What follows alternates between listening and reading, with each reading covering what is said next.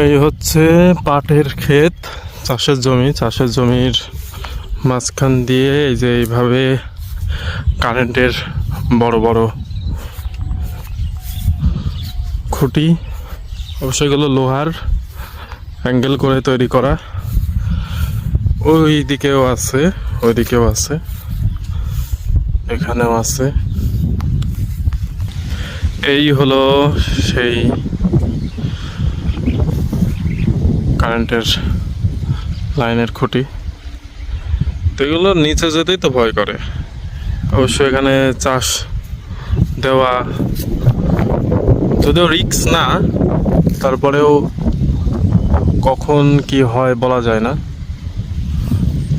এইখান থেকে আবার ওই পাশে যে আর একটা জমিতে পড়ছে।